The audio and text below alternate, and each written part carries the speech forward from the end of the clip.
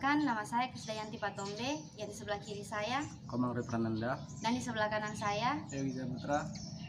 Pada kesempatan kali ini, kami akan membahas mengenai filosofis rumah adat Bugis. Mari kita simak bersama.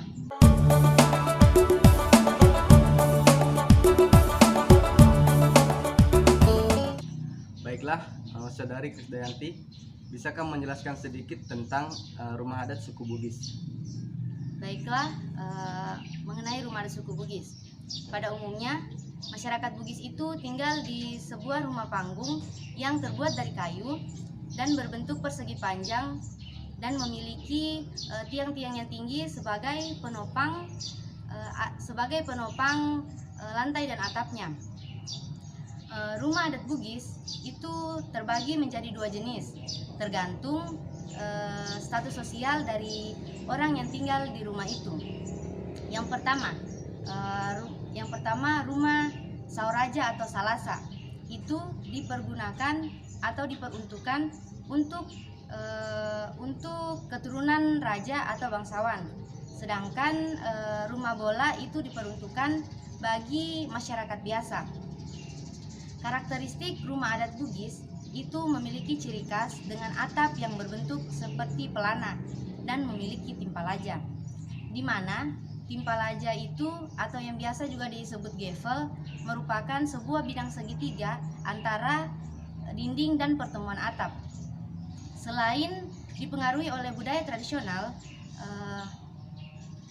pembangunan rumah adat Bugis itu dipengaruhi oleh agama Islam. Berbicara soal rumah, menurut Saudara Yogi, apakah masyarakat Bugis menganggap rumah hanya sebagai tempat tinggal saja? Ya, baik.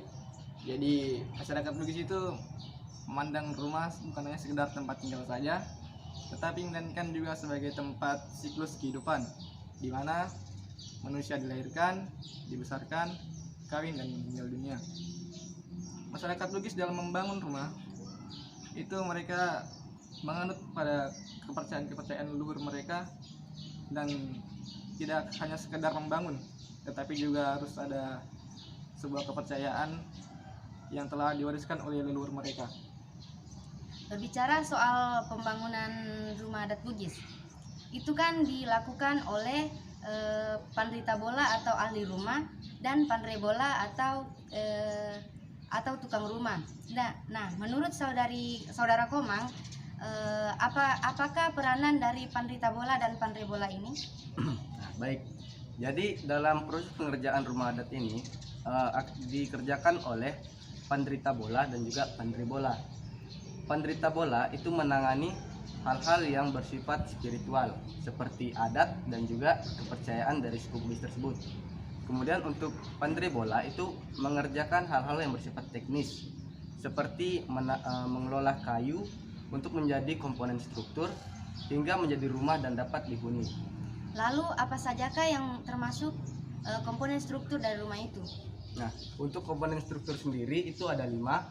Yang pertama yaitu rangka utama, itu terdiri dari tiang dan juga balok induk. Nah, uniknya di sini tiang dari rumah adat suku Bugis itu kalau nampak dari depan itu jumlahnya ganjil. Nah, filosofinya itu orang suku Bugis itu mempercayai kalau setelah kematian itu ada kehidupan lagi.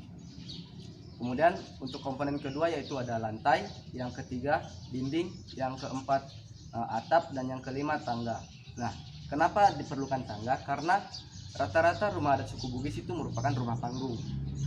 Nah, tangga, kemudian tiang dan juga balok induk itu menggunakan kayu dengan kelas 1. Kemudian komponen lainnya itu menggunakan kayu kelas 2. Terima kasih. Berbicara soal tiang dalam pembangunan rumah adat Bugis, kira-kira ada berapa tiang yang digunakan dalam pembangunan rumah itu? Nah, untuk jumlah tiangnya sendiri itu bervariasi. Ada yang 20, ada yang 30, itu tergantung dari status sosial pemilik rumah tersebut. Untuk rumah Sauraja itu biasanya memiliki tiang di antara 40 bahkan bisa lebih. Baik, kemudian kita beralih ke filosofisnya. Berbicara soal rumah adat, pastilah memiliki filosofis tersendiri bagi para pemangkunya. Begitupun halnya dengan rumah adat Bugis. Itu memiliki arti filosofis tersendiri bagi para pemangkunya. Di mana rumah adat Bugis itu terbagi menjadi 3 bagian, yaitu Botinglangi atau dunia atas, dunia tengah atau awakawa, dan dunia bawah atau awabola. Nah, menurut saudara Yogi, apa sih dunia atas atau Botinglangi itu? Baik, dunia atas atau Botinglangi yaitu dimana masyarakat Bugis menganggap bahwa kehidupan di atas alam sadar manusia, atau bisa dikatakan kepercayaan terhadap hal-hal yang mistis. Nah, banyak masyarakat Bugis menganggap bahwa Botinglangi itu tempat bersemayamnya dari padi atau sangisri. Dengan pemahaman ini, banyak juga masyarakat Bugis menjadikan Botinglangi sebagai tempat penyimpanan padi dan hasil pertanian lainnya. Nah, menurut saudari Krisdayanti, bagaimana pemahaman Anda terkait dengan Alekawa atau bagian tengah pada rumah adat Bugis?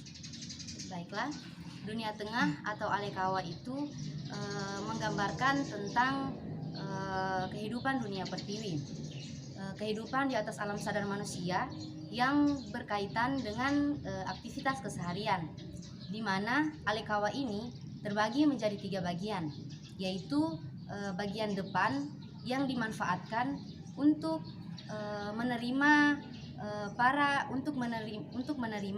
para kerabat atau keluarga, dan juga dipergunakan untuk melakukan kegiatan adat. Bagian yang kedua yaitu bagian tengah.